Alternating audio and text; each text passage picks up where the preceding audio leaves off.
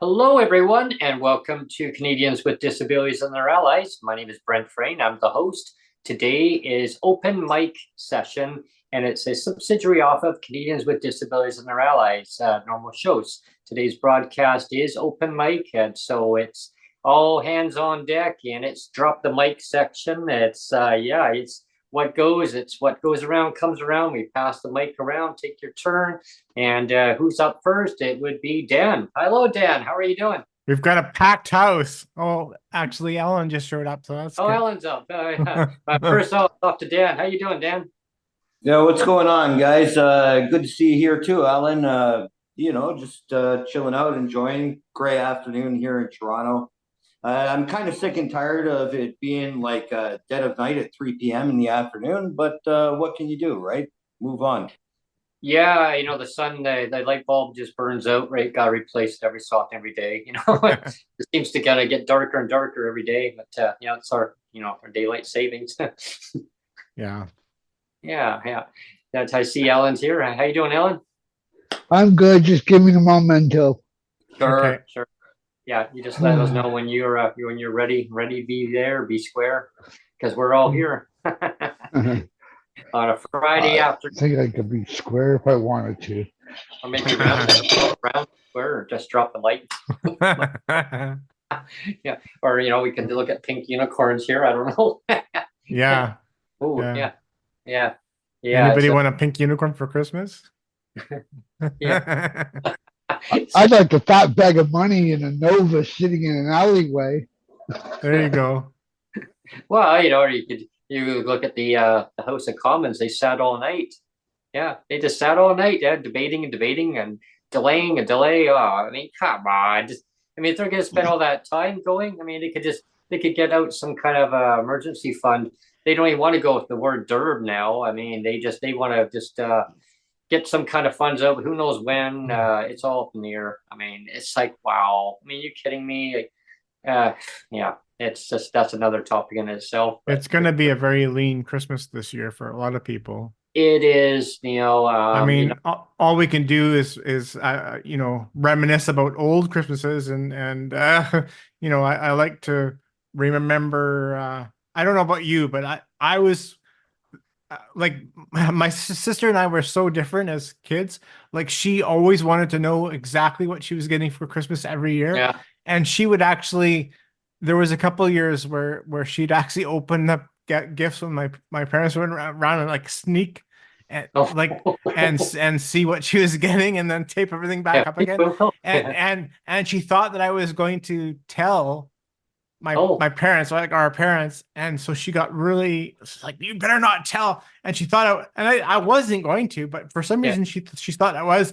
So she had made this kind of clay platter. Like, she made this clay platter thing for my parents, and it was, my mom and dad said it was just like really ass ugly, right? But anyway, she painted this thing up and she put it in a box, and that was going to be one of the gifts that she gave my parents. And but she got mad, so she took this thing and then she banged it over my head. And it broke. She hit me so hard over the head that it broke. Oh no! and then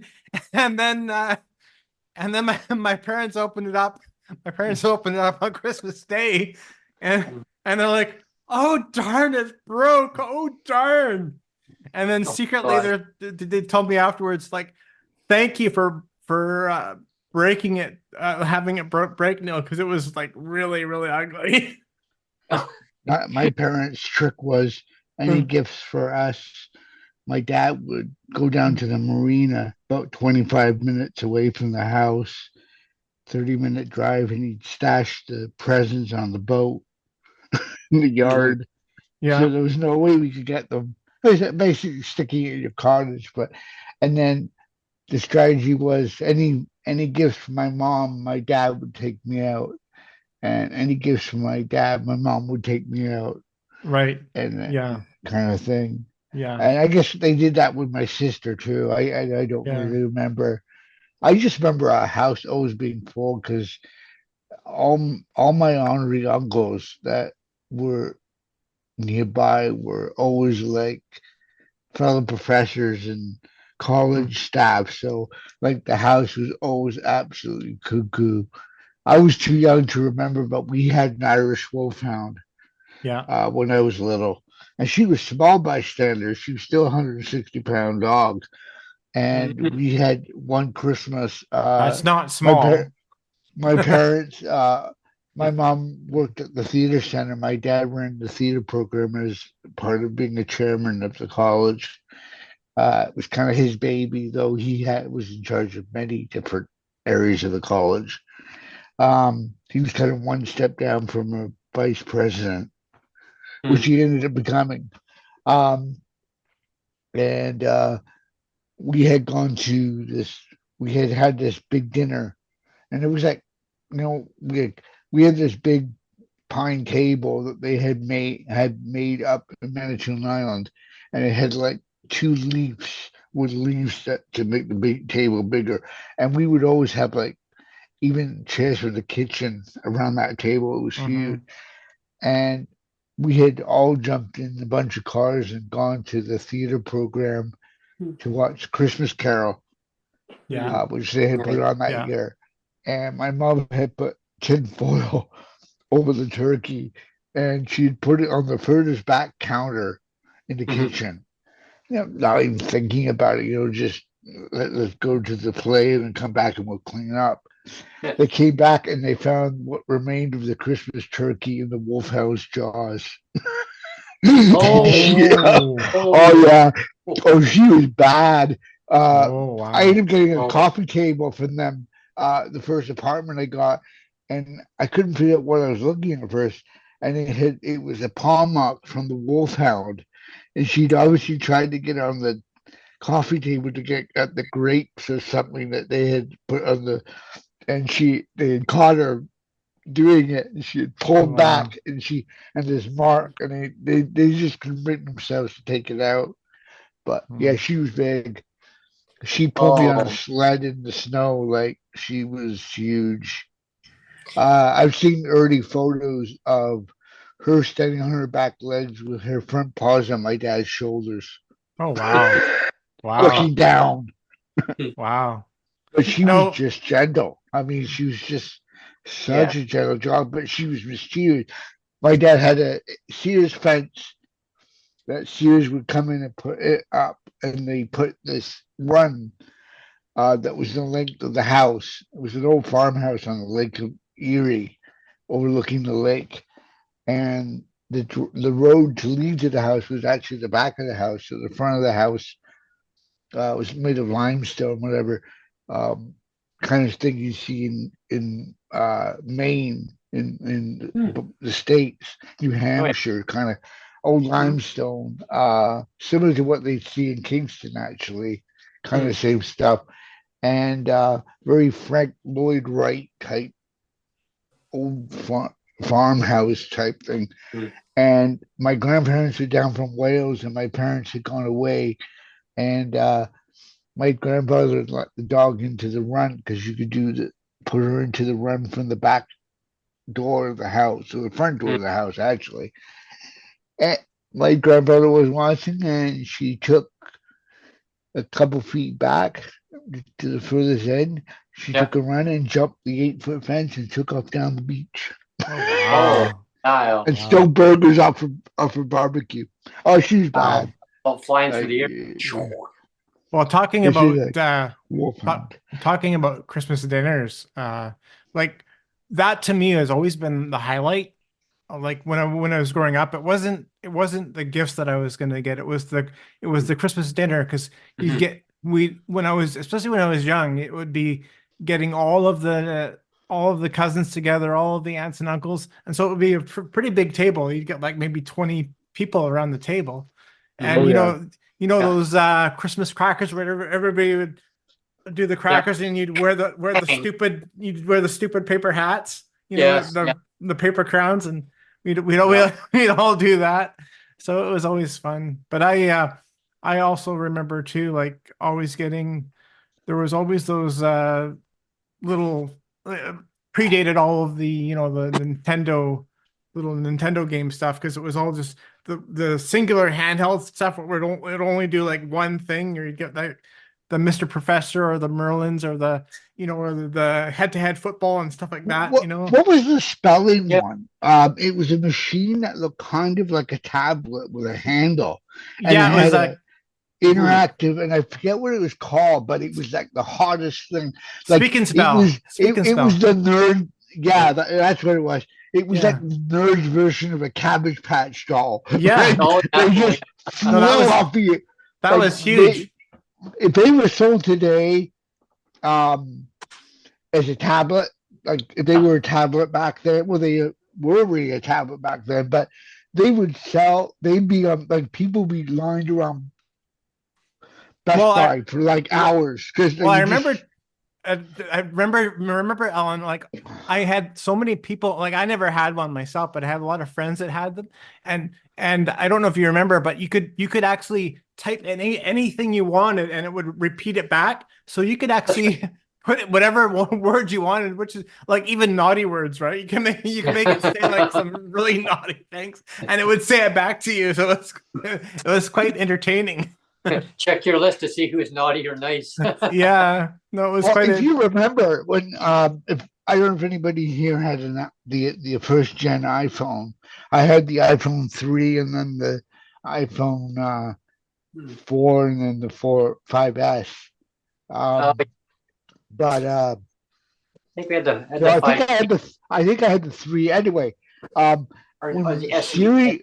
Siri first came out to compete with Android. Alexia or Oh, whatever it okay, yeah, was, yeah. Google's whatever, Hmm. you could say the rudest things to Siri, and it would be like, please don't talk to me that way. I remember back for like Christmas time. Kind of echo what Neil mentions. It's the favorite time of the year is we had relatives over.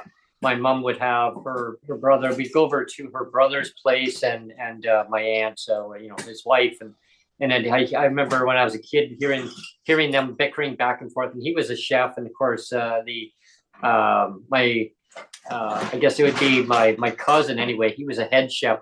But anyway, they would be back and forth. Oh, Charlie, stop it! Oh, and I was like, oh my, okay, Brent. I think it's time maybe you go into the other room. You don't want to hear the language that's coming out. I'm going, no, this is entertaining. No, this is not good. And I was like, oh no, and the children don't need to hear that. I'm thinking, oh, this is kind of neat. but that I remember, the whole family's all joining around in a table and then just having good times. And I mean, presents, yeah, like it was like if it was there, it was great, and you look forward to it. But well, I grew up, if the parents, they had something for the kids there is great. If it wasn't, I always had like a stocking, or sometimes until I became of age and saying, well, I saw my mom walking along one time. I remember waking up and going, well, what are you doing? She goes, oh, are you awake? And I'm like, yeah, I woke up. And she goes, oh, I'm just making sure that Santa Claus, is making sure it dropped off the presents. Oh, where's Santa? My parents tried to put a bunk bed together in their bedroom downstairs because we lived in a ranch bungalow, and they discovered they got this bunk bed together, and they discovered they couldn't get it upstairs without taking it apart. Oh. It was Idomo though. It wasn't in IKEA. It was Idomo, which was IKEA's Canadian competitor before IKEA really became big in North America. It was the same stuff, white linoleum with chipboard, but it was hilarious because they could not. They had to take this bunk bed apart and then reassemble it in my room. Oh wow. Well done, Dad. Hey, Dan, what are some of your great memories of, or like, things over Christmas time, over the season that kind of stand out? And Do you get a gift that you remember? A stand-up is gift that you remember? something that stands out, just for you? I mean, yeah. I don't have a standout gift, but I do have a memory of when I actually, and I hope the kids are plugging their ears, but when I actually knew that Santa Claus might have been a myth. And Mhm. if my mom's listening, she'll remember this and tell you like, how the hell does he remember? But at 6 years old, we lived in a basement apartment, and all my brother, me and my younger brother were sleeping on a bunk bed, and I believe my older brother and my mom were in another room. And my mom was trying to sneak some gifts down to the tree, right down the hallway. Yeah. And unbeknownst to her, there was a little ledge that she might have tripped over. So Oh, all the Santa Claus, and she had the whole beard, the hat, everything on, and everything fell off. And to this day, at 46 years old, I actually remember that. And it was like, how do I process this? Is there a Santa Claus? Did my mom just mess up? What have you? As that was my memory. My biggest memory, because back in those days, we all had to share, right? I was a It's a single mother. Santa agent. That was what my dad told me. If you see us walking around with the Christmas outfit during the night before Christmas morning, they were a Santa's agent, just making some extra Christmas money. yeah, and yeah, and she never kissed him either, right? I, And the biggest thing I can remember as kids, being from a single parent family, one of three boys, right, to a single yeah. mother. It was back actually in 1985 when Nintendo first came out, and there Right. was that game Duck Hunt, and there Yes, was only I had one it. gun, one orange gun that can go around and shoot those ducks, right? But I was so happy that our mom, I don't know how to explain it at that time. I can explain it now as an adult, but that our Yeah, mom made that effort to at least make us have an enjoyable Christmas with our friends too, right? That was a connection key, right? Because, yeah, like, for example, and it leads into a segue of what Pierre Polyev is doing right now with his filibuster, right? Like yes, yeah, all night, all day, all night, and this stupid fuck, part of my language, but yeah, this stupid fuck didn't even show up for one of the votes. He voted online. And one of the things they voted against was no to the breakfast programs for kids. I Are heard about you are very you fucking extremely like disappointing. Wow. my head is boggled, right? Like I can Yeah, go back and I'll just share one quick story. yeah, I'll for go sure. back to the days. You guys all know who PK Subban is? I've heard the name. Yes. Yeah, so great Canadian hockey player. Played for the where did he play? Bowmanville, something like that. I don't know what the hell it was. Mhm. But his father was my grade 6 teacher back in the day, and you guys Oh can wow. check this out. Cordella Junior Public School, and this was my first introduction into breakfast programs. Right, so I Yeah. was there with him, big man, big strapping man, 6'4" or 5", and we were handing out juices and such. But Wow. like I was accepting those too, right? Me and my brothers were getting those meals too, right? Yeah. Yeah. So all this crap going on now. I'm sorry to bring a downfall to everything, but all this crap going on now, and everybody's saying, "What's PP doing? Oh, he's 35% in the polls, in the Yeah. polls, in the what? What? Who are you polling? Yeah. Because the people Exactly. that I live with they're not thinking that way. Sorry for that drawn out story. Thank you for letting me go on there.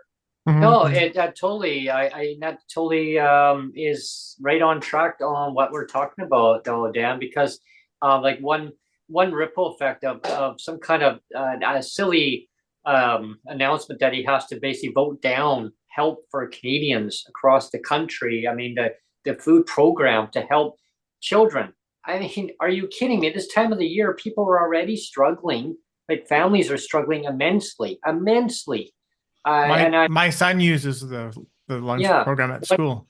one of, one, I'll give big props to your guys' show. Sorry to interrupt, Brent, but I'll give big props to your shows. I don't know if you guys have seen it or not, but you can go online and check it out. Actually, I don't know what he is, an MLA, whatever he is, but Peter Julian, yes, Mhm. yeah, he did a video yesterday or the day before, right before he entered the House yeah, of Commons or whatever that is there, right? He expressed that too, right? And yeah, we can sit here and joke about everything until the cows come home. But yeah, when you're refusing to feed your own fucking children, like I'm yeah, sorry, man, when you're sending billions elsewhere, and we help. That's what we do as a country. yeah, We're all here as guests, right? We're yeah. not here like we're all here. But when you do that and then you say, but you know what? A couple $1 million, we're not going to feed our own kids. Mhm. Oh, fuck, Oh, pal, man. I think this could If I sink had him. any more hair left, I'd fucking pull it out, right? Like, I think it. Exactly, man. I think that could sink Pierre. Right before we hit 2024. I think. Yeah. Uh, I, because whether you're conservative, you're liberal, or you're NDP, or left, or you're right, or you're center, if you're a parent, oh, they Yeah. think he thinks they're gonna get his vote. oh, Yeah. I know I mean, He's a regardless of dangerous party, I guy. mean, that was the He's worst thing using that he could have done. he's Mhm. using poverty Yeah, I know for to his play. Yeah, as a pawn. yeah, He's calling a house in Niagara, whether it is a shack or not a shack, is irrelevant. hmm And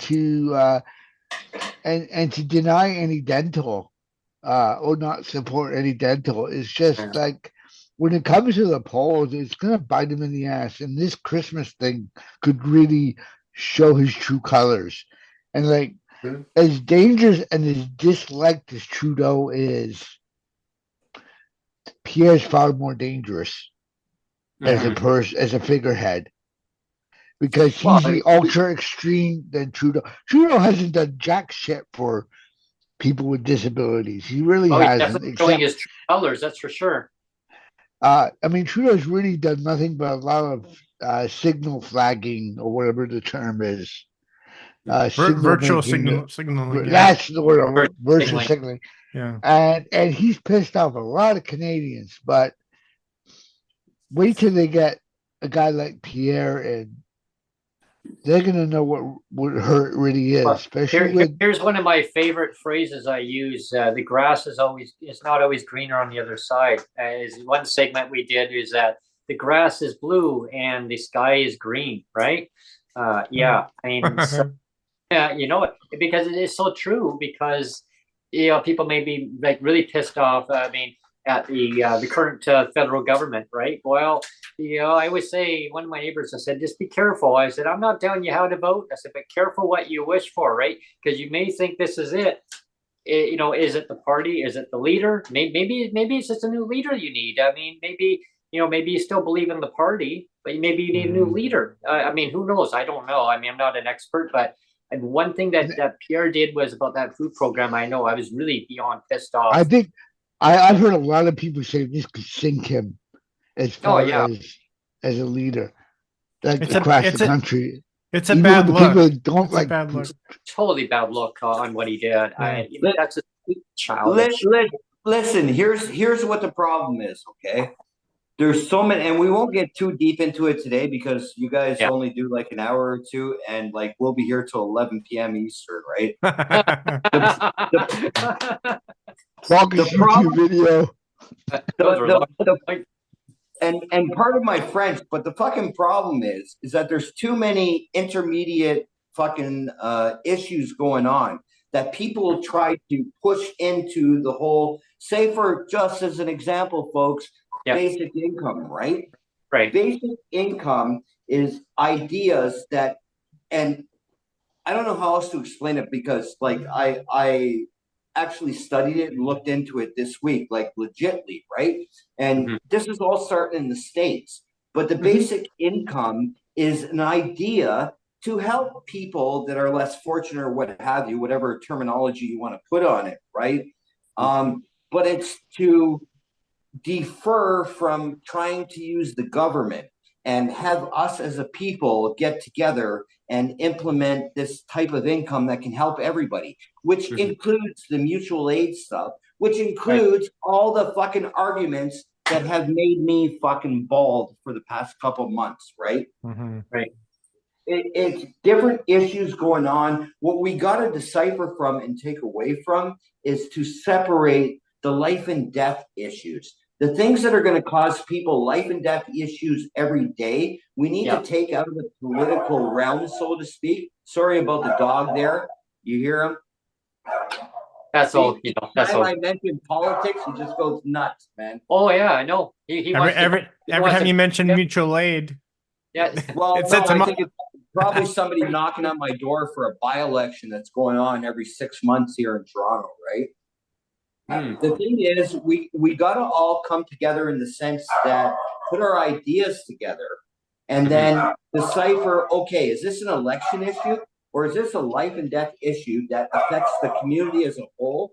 And we got to help each other. I'm going to fucking mute right now because this guy is going to clear your microphones. Yeah. As soon as you mentioned the word PP, the dog started going. Yeah. Dog was like, "Hey, I'm counting on those breakfasts." Hey, you cut my food program. Yeah. Yeah. You know, and it's Thanks it's for the like trickle down. well, you know, Yeah. Ellen and Dan and you know, I mean, it's anyone watching it. It's like the politicians love to change the channel. You know what I mean? Rather than like let's focus on like when I'm saying the ones who have a narrative of changing the channel. Well, this is how it's going to affect Canadians. We got to get all this going. Well, let's focus on the now. Like, how are people suffering now? What are you going to do now to help people? Oh, no, I hear you. There's more to do. How about now? Like, let's get the help out now to people. And that narrative, I mean, we can spin that narrative right at them. And they're like, huh? I got a song we can all sing. I'll have a blue Christmas without derb. We'll have a blue Christmas without derb. No decorations on the tree because we can't afford anything. It's like I told you guys months and months ago. It's going to be an election issue. And until we hit an election, you ain't going to get shit out of none of these people. Thank God here in Ontario, to add to Mike Schreiner, we actually had another by-election for an area. I don't remember what area it was, but a Green member got in. So we now have 2 Green members here in Ontario. What the fuck do we do, man? What do we do? What do we do? You know what's ironic, Dan, is I remember I was just thinking about this last night, about that dirt, and I was thinking about this, and I thought I remember saying something about that is going to be an election issue. I think way back when I used to do the Twitter Space open mic, right? I think I remember saying, and then I thought, wait a minute, I did, and I thought it's going to be an election issue. They're going to drag it out, and I didn't want the, you know, I'm thinking, well, maybe I'm wrong, but I'm thinking, no, the back of my mind said they're going to drag this out and go, oh, we actually hear people need help. No, yeah, we're gonna now make an announcement. They're gonna wait until the very last minute. You're right. They have to drag it out to an election issue, and I'll tell you why, right? Take, for example, I don't know how, sorry, I got to put him down. I don't know how closely you guys are following it there in DC, right? But the Liberal leadership race that just happened last weekend here in Ontario, right? Bonnie Crombie won, right? The mayor of Mississauga won, right? That happened. What the fuck are we doing to teach anybody what else is going on in the community? What are we doing, right? What can Bonnie Crombie do? Everybody is saying, oh, well, she is 33% in the polls, and the PC Doug Ford government is 35% in the polls, right? Okay, that's great. Here's the problem. Number one, the Ontario Liberals don't have an official party in the fucking legislature, man. So how is she 33 or 34% against Doug Ford? There's this opposition party called the Ontario NDPs with Merritt Stiles, right? And I'm not I'm not a decided voter or anything yet. I'm just bringing you facts, right? Right. And even if Bonnie Crombie was there, she doesn't have a seat. She doesn't have a seat. So Gosh. she cannot even sit in the Ontario legislature for the next 3 years unless there's a by-election somewhere. Right. Somebody gives up their seat. She has no power whatsoever within the Ontario legislature. Dan, So can they throw that if the RCMP or if that's still going on and they find Doug like criminally like it goes Trump, right? Where he's taken down. Let's say, for example, they find that Doug Ford isn't fit for office from a legal standpoint of view, and they can an election be put in place before it's actually due to happen? Like, is there a position where we may not have to wait 2 years? No, if an RCMP investigation declares that Doug Ford cannot hold office, it's the same as the presidential office down in the States. Whereas the deputy premier would take over, which happens to be what's her name? Sylvia Jones or whatever. So if Doug Ford were deemed to be incompetent, whether it be because he's convicted of a criminal offense, like I think he's going to be, or other reasons, whether it be if they found the whole party was aware of it, like let's say the whole tree is rotten legally, right? Let's say they find it's not just Doug Ford and a handful of ministers, but the whole tree is rotten from the base up. Rotten the core. Which wouldn't shock me. But let's just say, for example, the woodpecker. It wasn't just Doug Ford, but it was the majority of the party. I'm just wondering whether that would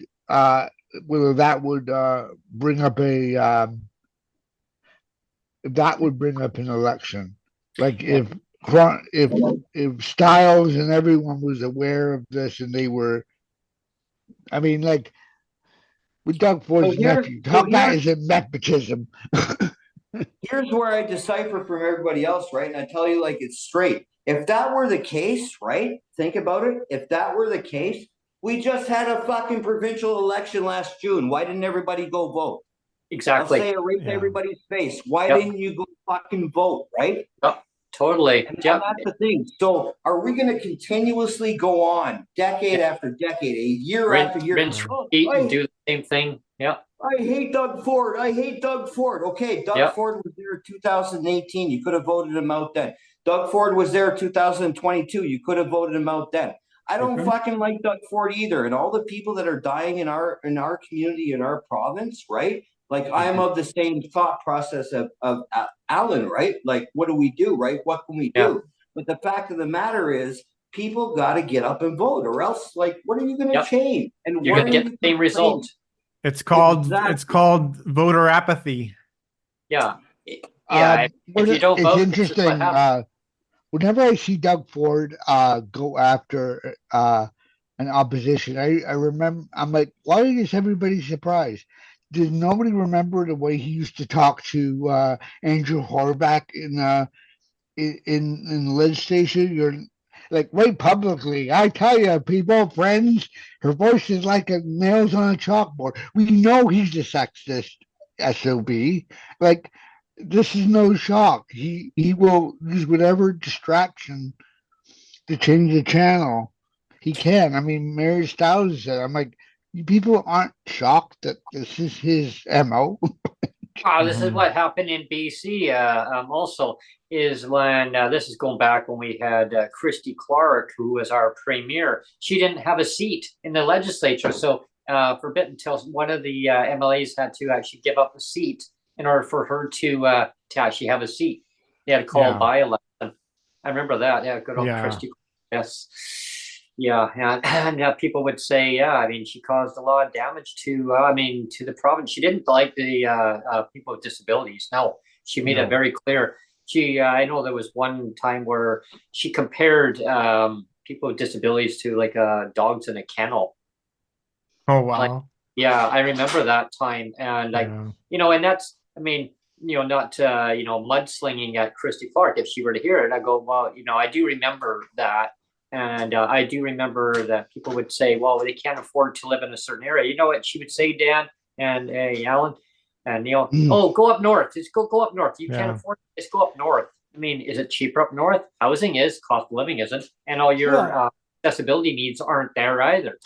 well, that's the thing, Brent. I mean, her words are her words. Yeah. I mean,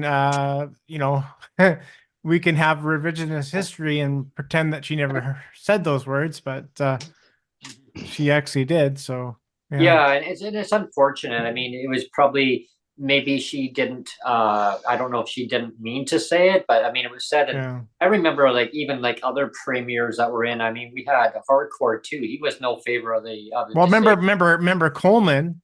Oh, Coleman. Oh yeah, yeah. Remember Coleman. He had the thing about the Oh, third yeah. world. Well, at least you're not in Nicaragua.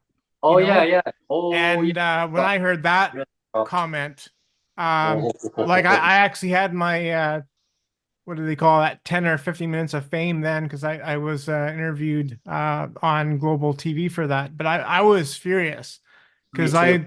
I just ended up just writing a response to Rich Coleman because of that, and I posted it on my Facebook, and somehow somehow global TV got a wind of it, and then almost as soon as I published it, they called me up and they're like, we want to interview you. I'm like, okay.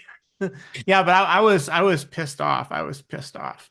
I mean, like, yeah, I mean, like, hurtful words that some of the some politicians will use, and maybe in out of context, and they don't realize sometimes that some of the wording, maybe they don't mean to say certain things in context, but other times maybe they do. I don't know, but it is hurtful because it can actually really, it cause a whole ripple effect throughout the disability community, and when people were already suffering in legislated poverty, and they have to make difficult decisions. Is it because of housing, lack of supports, lack of income? Obviously, we know it's lack of income because the rates are well below 50% below the buying power of in society, and that has to be fixed. And I don't, people ask me. One of my neighbors said, "Well, what is the true number? How much is a person going to need?" I go, I don't. I'm not the expert. I'm not going to say that I know. I'm sugarcoat it and say, yeah, give everybody $5,000 and call it a day. Like, I don't know what the true number is. All I do know is that people should not be suffering. They should have enough for their rent, and I don't call it the word shelter. Enough for their rent, enough for all their basic necessities that they have in life, their disability support to their needs that they need for their disability. Is it a new scooter? Is it a new any kind of device? Is it glasses? Is it any kind of mobility device that they need? Anything that's accessible. To mention what you were saying in the podcast with Cheryl is I'm deeply worried that Doug Ford's going to try and claw back the CBD if it comes to fruition. I just don't see it past him.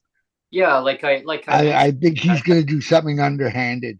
Whether it is of two things. The second being the extreme, which is to claw dollar for dollar back, or at least 50% back. And secondly, if he isn't going to financially hurt, he would try and drag out the negotiation to the federal till he can get something for it.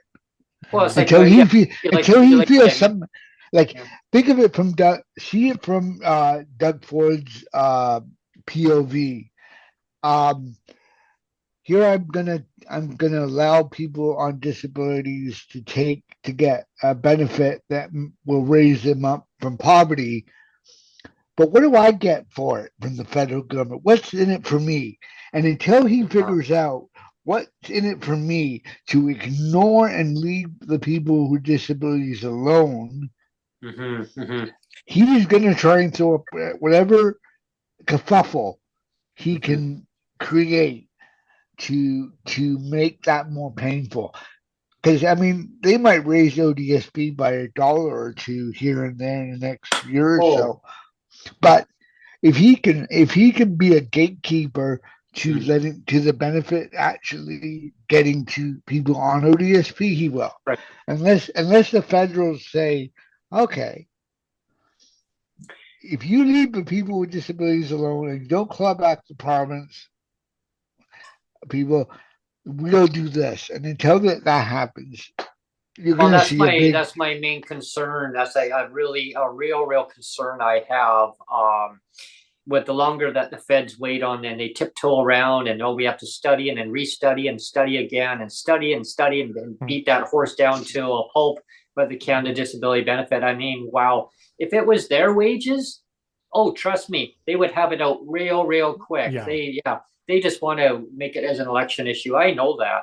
And then they'll blame the other government, whoever gets in.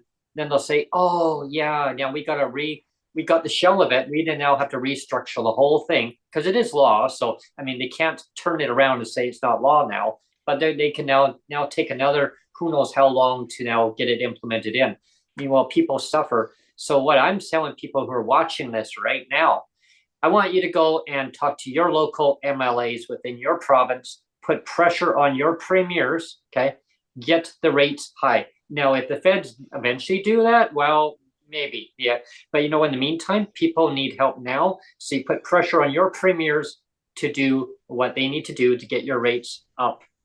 In the long term, do I think we need like some kind of, I know, Dan, we'll talk on another segment regarding basic income stuff. Do I think that's what we need going forward? Absolutely. Absolutely. To what degree? I don't know. Because these systems are designed to keep people suppressed down. And politicians will throw a little, as what Sonia always calls it. What do you call it, Sonia? Pittance. I always point my finger to her and say, what do you call it, Sonia? That's a good I call it British term. Breadcrumbs. I call it breadcrumbs. Pittance is a very old English term. It's like calling your apartment a flat. Exactly. Not an apartment. A flat there, matey. A flat. And here you go. Here's $50 this year. I got it from Delphine. I got it from Delphine, but $50 this year. But don't worry, next year, you know what? We can't afford it. We have to be fiscally responsible. So we're going to skip a year, but you're going to have to wait till the next following year. When my rent went up, but the cost of living went up. Well, hey, as long as you pay your landlord, I mean, does it really matter? And that's why I said to my landlord, she says, well, why didn't you get a rate last year increase? I go, I don't know.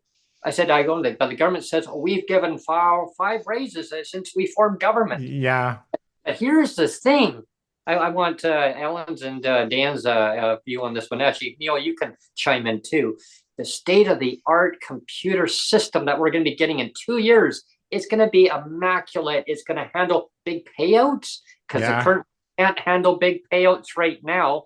But apparently in 2 years it can. Maybe Dougie in Ontario, hey, maybe Christmas present. Maybe he'll get the state-of-the-art computer system too.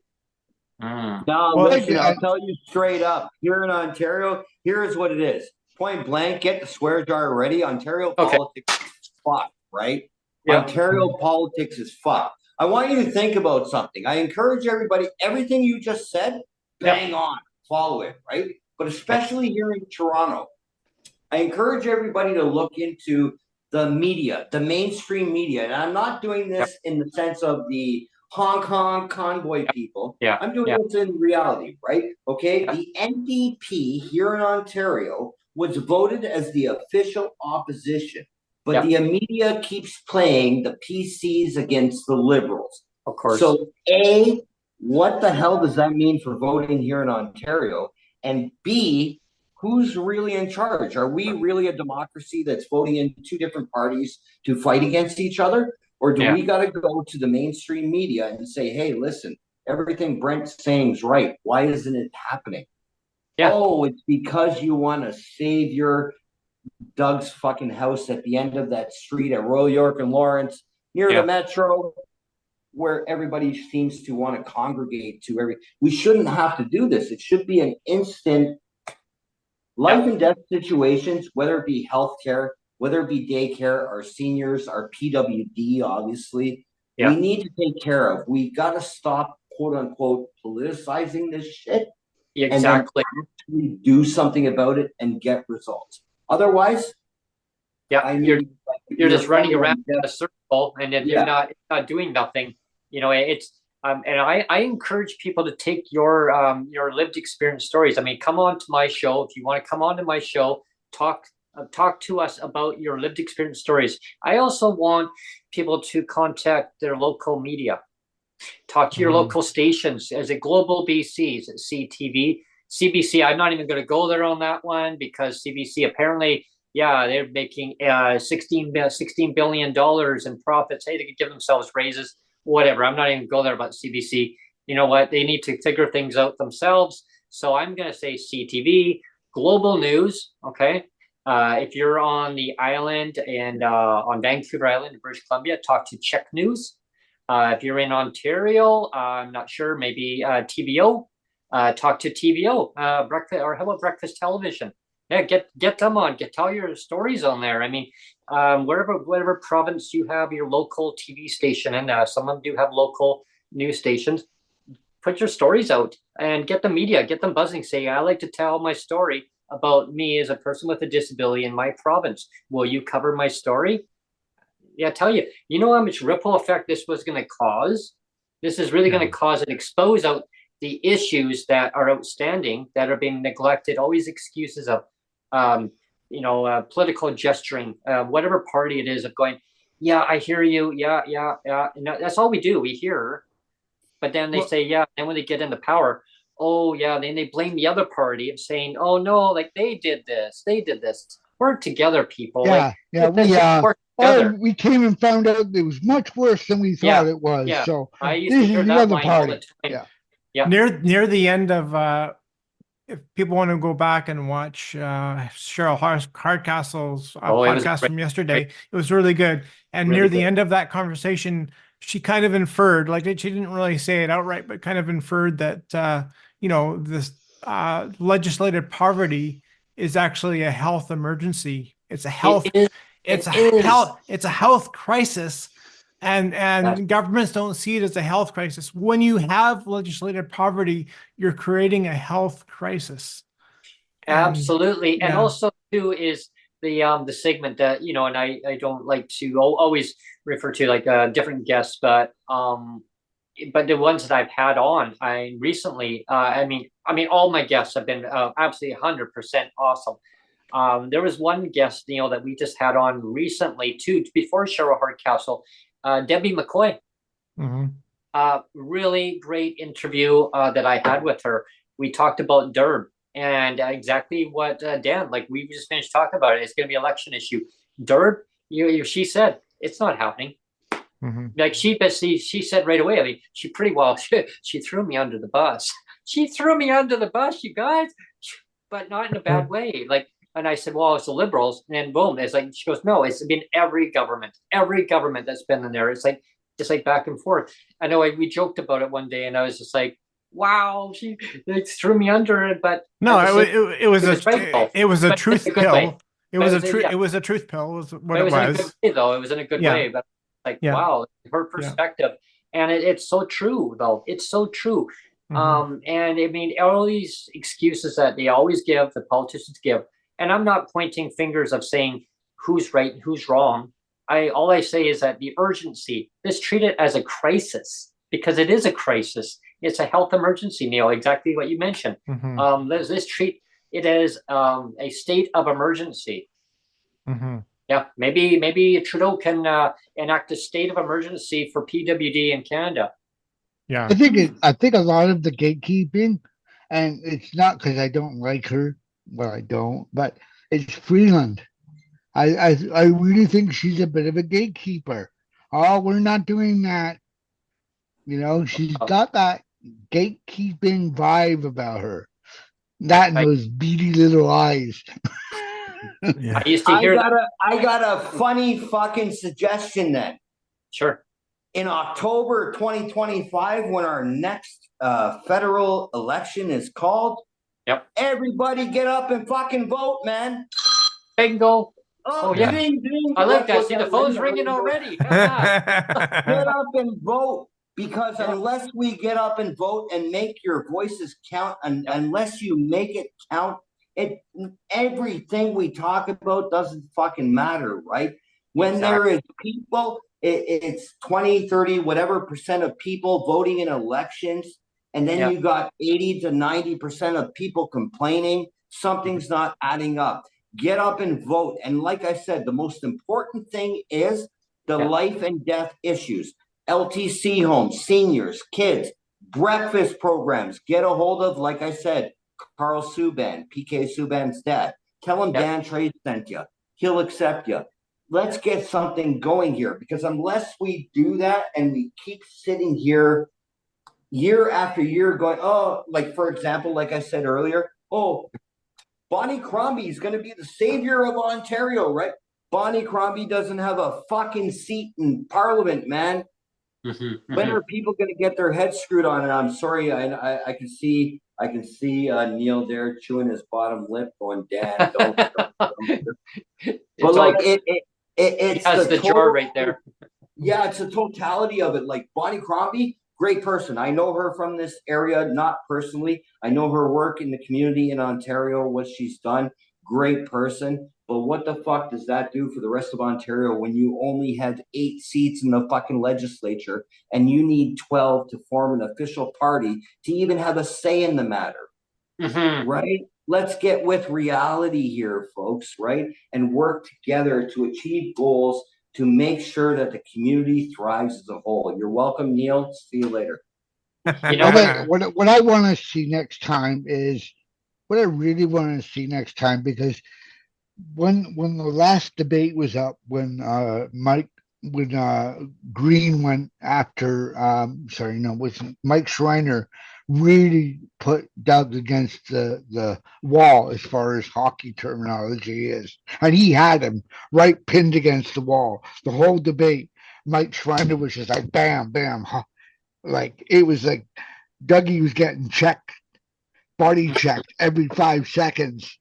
But what the divide was Andrew was so at neck and neck, each other's neck with the liberal guy. I forget his name, the guy that Crombie just replaced.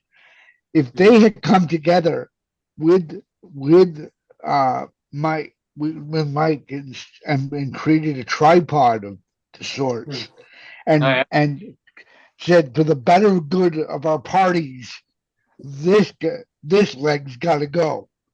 And if the next election comes around and Stiles and Crombie can actually, for the better of Canada, say we got to put our differences aside, compared to our likes, and work with Schreiner and bring this guy down. A friend of an enemy is a friend, whatever that term is. An enemy of an enemy is a friend. So I want to see that outcome. That's what I'm hoping, that even though Crombie doesn't have a seat right now, when there's the next election and she's up to get some seats, that she works with the Greens and the NDP. Because I think Doug's on the edge he's on that cliff edge, and he's just got a couple branches to hold on to. And I think he can be brought down if the other parties put their crap aside. Yeah, I'm gonna play a little clip for you here. It was from I'm not sure if you've seen it. It's from Benita Zarello, MP Benita Zarello, a recent speech that just a little clip of a speech that she gave in the House of Commons just the other day. Here we go. Earlier this year, I tabled a petition earlier this year, and very recently, actually, I tabled a petition brought by the community around a disability emergency relief benefit. And this week, the government responded that given limited resources, they have limited resources, Madam Speaker. Rolling out an emergency relief could have an effect on delaying the Canada disability benefit. Madam Speaker, that's that's an insult to persons with disabilities that the government would leave that response, because it's the government that's delaying the rollout of the Canada Disability Benefit. I tabled a petition earlier this year, and very recently, actually, I tabled a petition. Yeah. So she tabled the position, and well, I mean, they're basically saying they don't have enough resources. Really? Federal government doesn't have enough resources. Wow, that's like saying, I'm sorry, I can't afford a glass to pour my milk into. No, you know what it's like.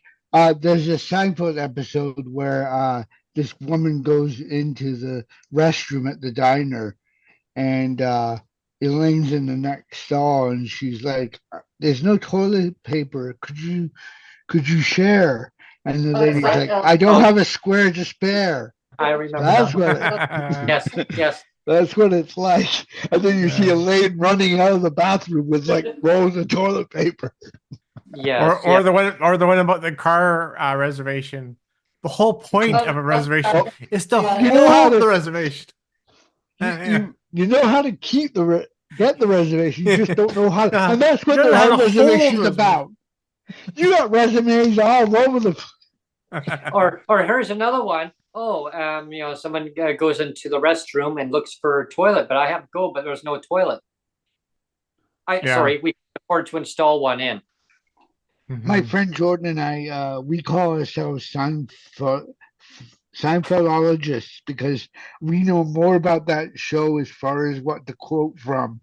That we'll use it in a meme, like when we're not snobby people at all. We're completely opposite. We're very almost hippie-ish, but when it comes to coffee, we do not condone with the you know the Folgers instant coffee. No,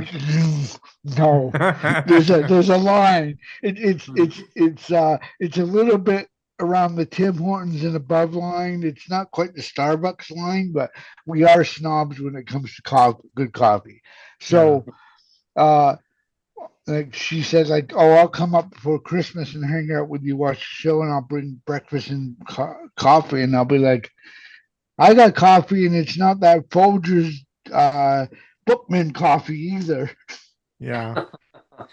You know, and then when I throw comments as an example, you know, we mention these comments. I mean, yeah, like Benita's not wrong. She's not wrong on that. It's like it's a total disrespect from the feds to not deliver some kind of help. I mean, is it the word DERB or whatever they want to call it? They just get the friggin' help out there. I mean, they can call it the peanut butter fund or whatever it may be. Yeah, they could have put a one-time. They could have put a one-time $1,000 Christmas benefit out. It's difficult, you know, even just to distract people with disabilities for at least a couple months. Yeah, you know, well, at least they gave everybody on with a disability $1,000. They give themselves bonuses, though, Ellen. They have no problem giving themselves bonuses. Oh, here you go. Oh no. Yeah. Well, and sort of like my closing, right? I'll just say that, like, Benita Zarillo, I love her. I watched some of her shit and all the things you guys post and everybody in the group. I watched it. I hate to be the bearer of bad news, right? But the NDP and the Greens, like, especially when it comes to federal and provincial politics, have no fucking pull, man. They have no pull. They got no bark. There's no bark in their bite. So when you have media and everybody else only plugging Justin Trudeau and PP this, Trudeau this, and PP that, right? It's all liberal PC. Nothing fucking changes, right? So we got to get more people on board of listening into the facts of what's going on. And like I said, we have a second person in the Green Party caucus, if you want to call it that, in Ontario here now. So it's awesome. But until that changes, and until the continuous media PC liberal crap changes, nothing's going to change, right? You got to keep your voices up and heard. And if it's only one-sided narratives, nothing is going to effing change. Nothing. Yeah, and it's unfortunate too, right? It's because I know there's some real powerhouses there that want to get their words, their narrative out there to really saying this is what the disability community needs. But if the other ones aren't listening, if the government that in power is not listening, and it's like deaf ears going, oh, they're putting their video out there again, and and they go, oh yeah, that's nice, But the and it's problem too frustrating. is that the NDP don't realize right now with Trudeau's unpopularity, is that they have more leverage than they think. They're just Mhm. not exercising it. Like Jasmine could say, either you put the disability benefit out, or we're going to vote a no Non-confidence agreement. Yeah, confident. Yeah, Mhm. even if he's bluffing, yeah. Trudeau That was- can't risk. Trudeau can't risk taking a gamble on that. And I bet you the CBD would be out within months. Oh yeah. If Jasmine got up tomorrow and said, if you're not going to vote on reeling in these grocery guys, we're not going to vote to support you unless the disability benefit is put on the table. I think I was talking to you about that one day when But he's not. Like Yeah. the first time he mentioned anything about disability was just the National Disability Day a couple. I saw that. I think he got Right? blasted. That's the first time he. That's the first time he 730 said "boo" to a goose. It's the first 730. time he said "quack" in any Yeah. in any verbal public. Like Yeah. I've seen him in the background where Benita's talking and he'll be nodding his head and clapping. I've seen that. Yeah. But he's never said anything at all. Verbally actually coming out and actually say something. So, I mean, he has the power to do it. But he has more leverage on the Liberals than he thinks. He's just not exercising it. But if he used and I hate being a pawn in the government. It's a pet peeve. But if I don't mind my disability being used as a power struggle if it's done for the right reason. And if it's done for the reason of leverage, then I'll tweet all day long.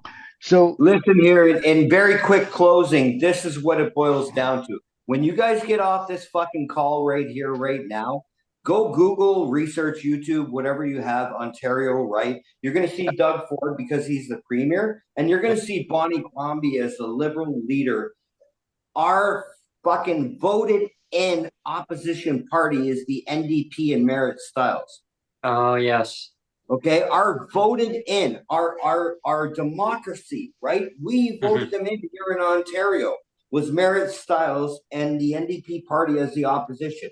But yet every single day, all we're talking about is Doug Ford and Bonnie Crombie. If anybody tells me that media doesn't control elections, I'm going to use I'm not going to use the word, but it begins with an R. You're R in the head. You're R. Anybody that tells me that media doesn't control the elections, because our official opposition, and I hate them just as much as I hate the Liberals and anybody else, is Merit Styles. Well, think about what happened last election, right? That guy you guys mentioned earlier, he's now the mayor of Vaughan. It's Stephen Del Duca, right? And what happened when he went for the Liberal leadership? He didn't have a seat. He didn't have the support in the province. He got turfed because he sucked. And then he ended up as the mayor of Vaughan. And now you guys are now voting. And I say you guys because I don't give a shit who becomes leader here in Ontario. But now you guys are like voting in for another Liberal leader. Like, when are people going to, like I said, stop pulling this out and start coming to reality, right? Like I'm going to run into a wall after we leave this conversation. So you can you can suck and still be mayor. Doug Ford wants to change the channel whenever he can. As soon as his feet are in a bucket of boiling dog poop, that's when he starts attacking other people. As soon as he can change it's like we used to have CBs or walkie talkies or whatever, and you could change the channel under CB to another state channel. That's what he's doing. He's like, oh, I'll attack some other base because I know that base is weaker than mine. He's a bully. He'll use his bully tactics. It's too bad. And once in a while, he listens to his partners without opening his beating mouth, and he'll go for another attack because it keeps him insulated by his base. Oh, see, there's Doug Ford speaking up for us again, And Yeah. oh my God. Anyway, we can wrap up today if you want a bit early because this is a good session, but we could do closing comments now if you want. Yeah, I mean, how's everyone feeling? About the time on the session. I mean, if you want to go for a few more minutes, or you're I'm good asking either way. Alan how he feels on developing a comment and a session on Doug Ford. Go ahead, I dare you. What? Don't even get me started. Well, that could be arranged. I'd say it's a My good time. heat is strong with that one. That force. The force is And strong. I'd say it's a good time because I know it's getting close to Neil's family time, right? So what I'll say in closing is like, I thank you guys for doing this shit every week, right? Of course. And to each and every person that's listening, right? Again, we're not here against one side or the other or what have you. But when bullshit comes up, let's call it out, right? What I want you guys to do, and I'm only repeating it for the 15,000th time because it's really important here in Ontario, because if you let it go any other way, it's bullshit, right? Yeah. The media is saying it's Bonnie Crombie and Doug Ford. But Doug Ford is our premier, and Merritt Stiles is the official opposition. Go to the NDP party, go to the Liberal Party, go to the PC party. Like these guys have been saying here, make your voice heard, and like don't come under any false illusion that there's going to be any election federally before 2025, because it ain't going to happen. And there's nothing going to be provincially until 2026 here in Ontario, because it ain't going to happen. Follow those timelines, help each other out, respect each other, and like, I don't know, as Doug Ford would say, God bless, right? I totally value your comments on that, Dan. Very well said, very well put out there. And just to kind of echo your comments on that is, like, I guess the moral of the situation is every vote counts, right? Every vote counts. It doesn't matter for who you want to vote for. Get your vote out there. So if it's in Ontario, as we all know what's going on in Ontario, it's not good, right? I mean, that's just a nice way of sugarcoating it. Not good. I mean, we know it's terrible. But it's like the same result. It's like a rinse and repeat, and that's what happens. They keep getting back in again. If you don't want them in, get your vote out. And they say, "Oh, my vote doesn't count." Yeah, it does. Your vote does count. Brent, I don't think Doug Ford would get another term. That's my gut, because he has pissed off even Conservatives.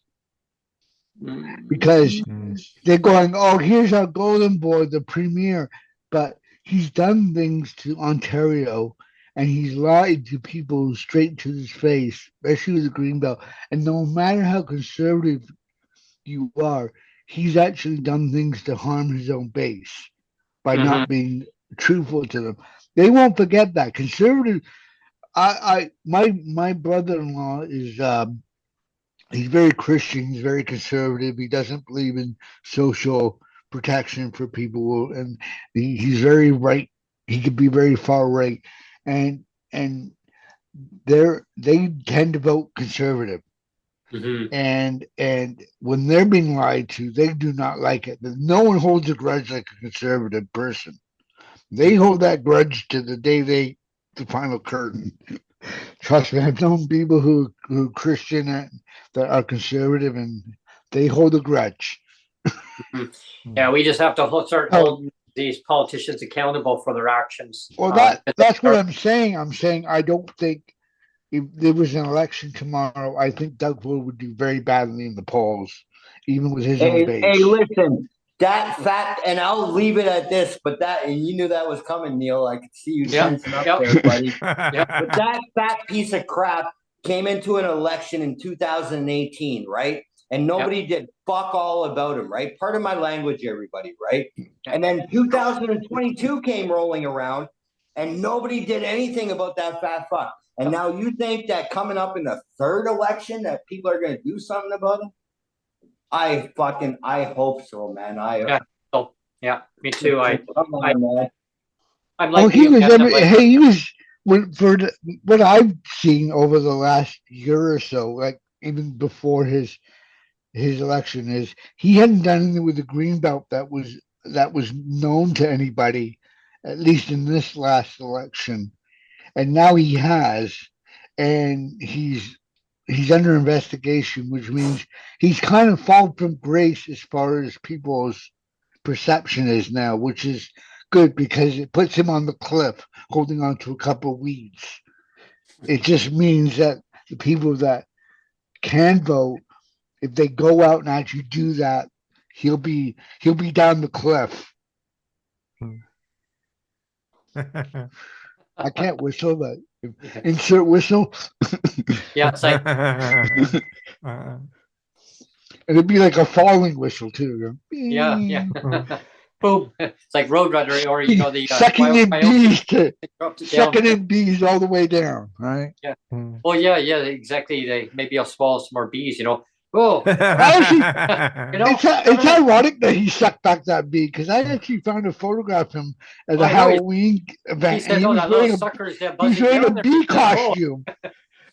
I'm like, he's wearing a bee costume and he swallows a bee only a couple months. I still remember that news coverage. He said that little sucker is still buzzing down here. Yeah, that's funny. Oh man! But he's not wearing any bee outfits for Halloween anymore. That just touches it close to home. Yeah, especially if it stuck him in the back of the neck or something on top of that.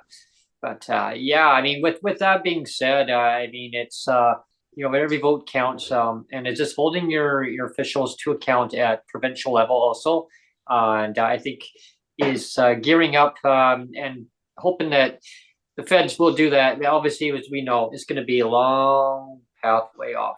Right. What I'm saying is, I think right now Doug Ford's trying to hold on as much as he can to the golden ticket, to the Willy Wonka ticket, but now he's in some trouble.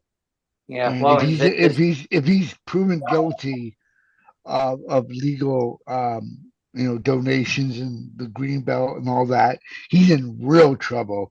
And I don't think he'll weather the storm at the next election. Yeah, no disrespect, but you can't hold on to a 10-pound rope when you weigh 300 pounds, man. Have a good night, everybody. Yeah. I want to thanks, Dan, for coming on, and thanks everybody for tuning into today's open mic session, and for Ellen for coming on, and for Ellen. I mean, it's been great for you coming on, and anyone else who missed out on today's session, I mean, stay tuned for when the next open mic session will be launched.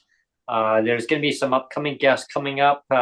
Next week, and closer to Christmas time will be coming up. We're going to be having a special segment coming up later next week. I'm not going to give anything away, but we have a little segment coming up next week, and one of our guests that we're going to be coming on has been on before. But we're going to be doing a little pre-Christmas segment of a Christmas cheer, shall we say? That's the only hint I'm going to give. And I'll give a hint too. There may or may not be karaoke. There may not be karaoke. Yeah. Well, I've got my cranberry. I just can't afford the turkey. There you go. You're halfway there, Ellen. Yeah, quarter of the way. Stovetop. That's like the pot of spaghetti. It's getting there. It's getting. Yeah. Yeah. I hope I'm not sitting in my apartment watching Seinfeld on Christmas Eve. That's all I hope. Yeah. Yeah. there may be but stay tuned. There may be a special segment that evening or sometime that day, probably that day of the evening. And stay tuned on that one too. Which day? The Christmas Day? Yeah, no, the evening, the Christmas Eve. Christmas Eve. Christmas Eve day. Yes. Okay. Yeah. Yeah. Yeah. Okay. Not That's the Christmas night Day though. before Christmas. Oh. We're giving our secrets away, Brett. Oh yes, but we won't say what it's about. So Oh, okay. It's the night before Christmas. Not a noise in the house except a bee eating. Not even Christmas not turkey. even a louse. Yeah. Actually, yeah. that was an idea I had. I don't think there's enough time, but I actually had thought of an idea of getting all of our PWD allies to recite a line of what was the night before Christmas. So like you could start, and then me, and then Dan, and then Ellen, and kind of go all. But there's not enough time, so maybe we'll do that for next year. But that would be kind of fun. What's the political term? We'll table that. Yeah. Actually, you know what we could do too on that is that when we have different ones on, just record that one little clip from each person when they say that line, and then paste it all together. Yeah, that could be done too. So when that was kind of my idea, but I think we've kind of we've lost that window now. So we'll maybe do that next year. Yeah. Well, we'll see how. Yeah, we'll see how the timing goes on that. But I mean, looking at the calendar, I mean, just to give people a heads up of what's going on. I mean, you could go to daddybentlegs.com and look at the calendar. I mean, I can read you out here. Well, even just go to the bottom of this video once this video is posted. If you go to the bottom of the video, there's a PWD Allies calendar link on the bottom of every video now. Mm-hmm. So you can see what's coming up. We have our disability stories next Monday, and Tuesday's already booked. Wednesday's is a no-go. Thursday we have a show, and then there's nothing again until the 19th. Now pending the open mic, stay tuned because with the season, lots on the go here. But when there is an open mic, Neil will send you out the invitation, so you will know. And if for some reason there's a show that you want to tune into and then you have subscribed, it's going to pop up onto your mobile device, whatever it may be, and you're going to have a notification saying, hey, the show's on live. Wow. So just tune in, send in your comments. You want to be a next guest on the show, definitely reach out, and we'll get you all set up. We are booking into after Christmas. There is a couple spots that are available, just a little FYI. We've got the 28th and 29th available. So so far they are up for grabs. There is a couple guests that Neil and I are trying to reach out to fill that spot. So far they haven't jumped at the opportunity. I'm still hoping. Well, I'm hoping that they will, but if they don't, and it gets closer to that time and you do want to come on, definitely reach out. And if it's still available, you will see on the calendar. That's the key thing. Check the calendar, because that way you're going to know if it's filled up or not. I mean, you could reach out to me and say, hey, is it available? I would say, well, have you checked the calendar out? Now say, oh, no. Well, that means that you haven't subscribed, right? So I've had that happen a few times, nothing major. I just encourage people to subscribe. You like the content that you're seeing and that you're hearing when you're using on podcast, Spotify, wherever you find it's available, suitable for you to listen to offline. That's awesome. I mean, I've checked out my own podcast and listened to it. I'm like, hey, this is pretty cool. Even if you know, like I've said before, even if you didn't want to subscribe, anytime you leave a comment, anytime you leave a like, it does help the channel metrics. So it pops push it out there. It kind of pushes out on the algorithm. Like, it's funny because I was watching a bunch of old Fiat Spider videos. It's an old Italian sports car, like an Alfa Romeo. And then I stopped doing it. And then all of a sudden, like, I watched one, I think that was on an episode, like a flip a car kind of thing where they take an old car and they restore it, and they have X amount of dollars to spend on it, and then they have to try and make a profit on it after. Um, and then all of a sudden, I'm getting like all these Fiat Spider videos popping in my algorithm. I'm like, I just wanted to watch one, but that's kind of an example of how YouTube works, right? Yeah. It's amazing of content that is available out there, and I gotta say again, and people who love the show, you want to subscribe. If you even want to be a donor, if you want to donate, you love what you're hearing, you say, you know what, I want to help these guys out. I love this show. I want to see this really, really successful. Hey, we're not going to say no. Yeah. Neil, what's your email address? They can reach out to you. My email address is neiljm.nm@gmail.com. And the thing about the channel here, and we don't talk about it very much, but it does take a fair bit of technology to keep this show going. I mean, I have my computer, but we also have a couple of different software licenses. The software licenses cost money. Just the Zoom license alone, it's coming due in January. That's going to be a $200 bill just for the Zoom license alone. So again, and like we never put out a lot of calls for money, but if anybody can even just even give us like $5 or something, or $2 towards anything, even like $2 helps. Yeah. Imagine if there was 100 people and they all gave $5. Yeah. Yeah. Or even $1 or $2. Or $1, $2, whatever it is. Yeah, definitely. I mean, it all adds up, and it all goes to great content that we continue to put out there, and having great guests on to talk about lived experience stories, and our new segment that we have on Monday it's great. It's all about hearing about what people go through on a day-to-day basis, and guests talk about that in on their own segment that they come on next week. Actually, I have two guests that are coming on.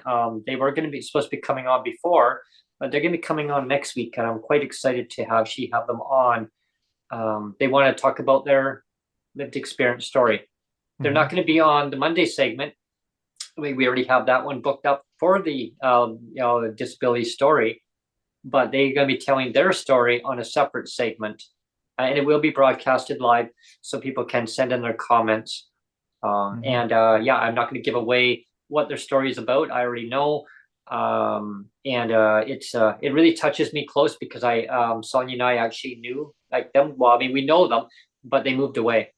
And so, they're going to be definitely jumping into that. And that will be on Tuesday, next Tuesday. So, looking forward to that. And like I say, there's lots more opportunity to being a guest on the show.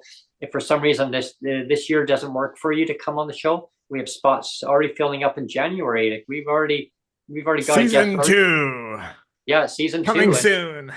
Yeah, coming soon to a YouTube feed near you. Yeah. YouTube. Anyway, there you. Thank you, everyone. Thanks for tuning in, everyone.